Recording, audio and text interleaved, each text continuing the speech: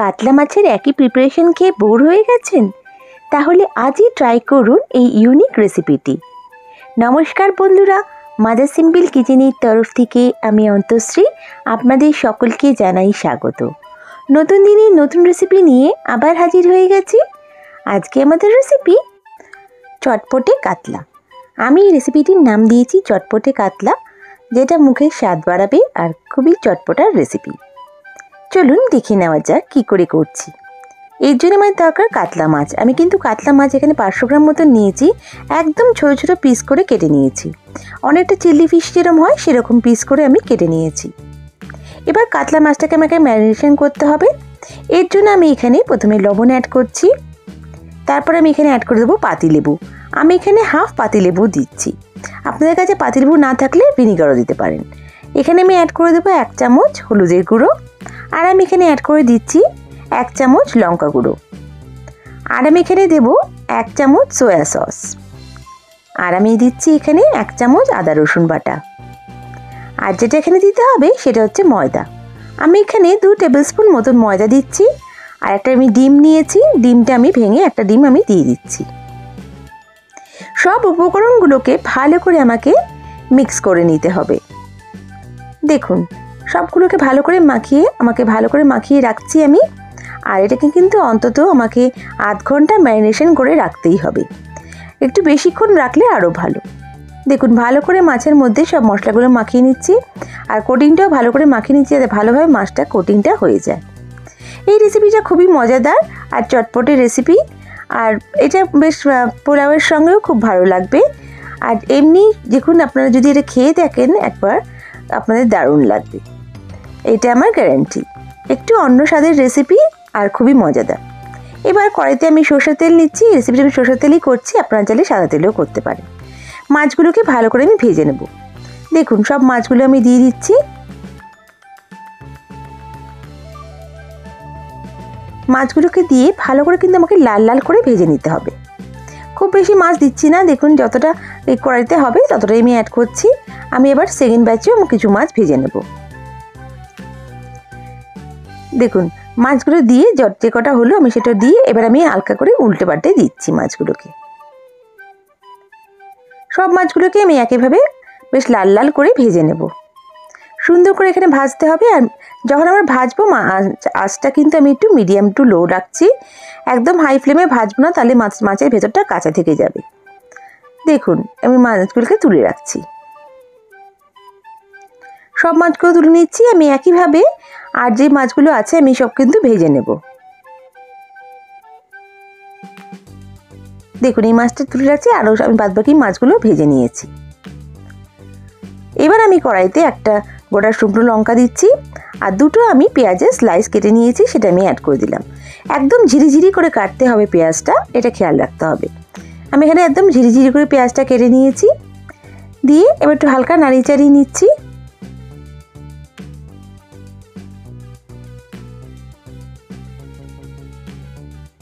এবার আমি এখানে অ্যাড করে দিলাম আদা রসুন বাটা 1 চামচ। দিয়ে আবার আমি ভালো করে একটু নাড়িয়ে চাড়িয়ে নেব।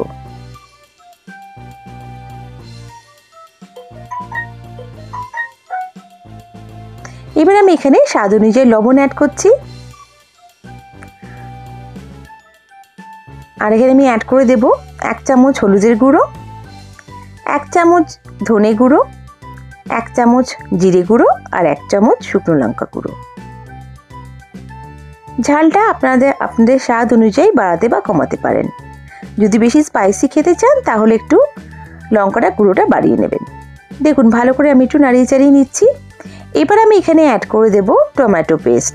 আমি এখানে 2টো টমেটো পেস্ট অ্যাড করে দিয়েছি। ভালো করে একটু নাড়িয়ে চাড়িয়ে নিচ্ছি।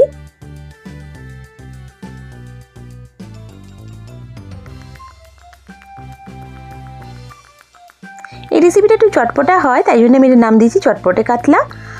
আর এটাকে আপনারা ঝটপটই বানিয়ে নিতে পারেন। এখানে আমি একটা ক্যাপসিকাম অ্যাড করে দিচ্ছি। দিয়ে ভালো করে একটু নাড়িয়ে চাড়িয়ে নেব। ভিন্ন স্বাদের এই কাতলা মাছের রেসিপিটা অন্তত একবার ট্রাই করে দেখুন, আমার গ্যারান্টি দারুণ লাগবে। একইভাবে কাতলা মাছ খেয়ে খেয়ে তো আমাদের আর ভালো লাগে না। সেই একই রেসিপি একটু আলাদাভাবে করলে একটু ভালোই হয়। এবার আমি এখানে অ্যাড করে দিচ্ছি 2 টেবিলস্পুন মতন টমেটো সস। এটা খুবই চটপটা হবে, তাই জন্য আমি এটাকে অ্যাড করছি।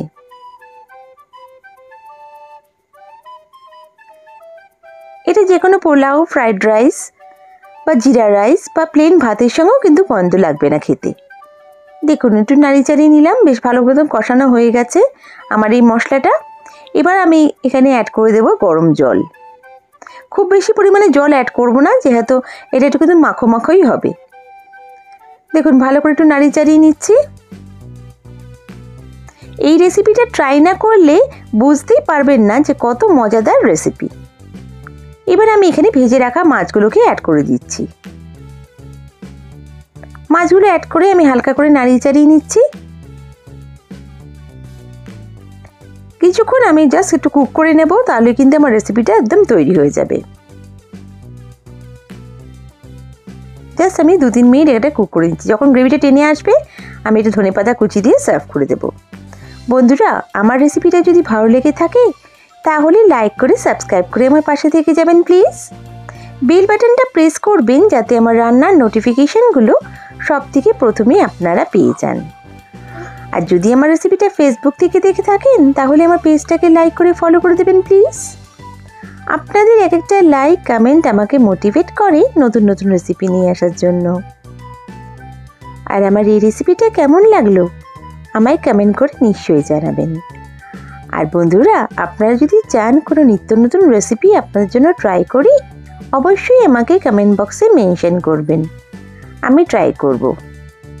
দেখুন আমার রেসিপিটা পুরো আমার রেডি হয়ে গেছিলো, আমি সার্ভ করে দিলাম। নেক্সট রেসিপি নিয়ে আবার হাজির হয়ে যাব। সবাই ভালো থাকবেন, সুস্থ থাকবেন। Bye, thank you.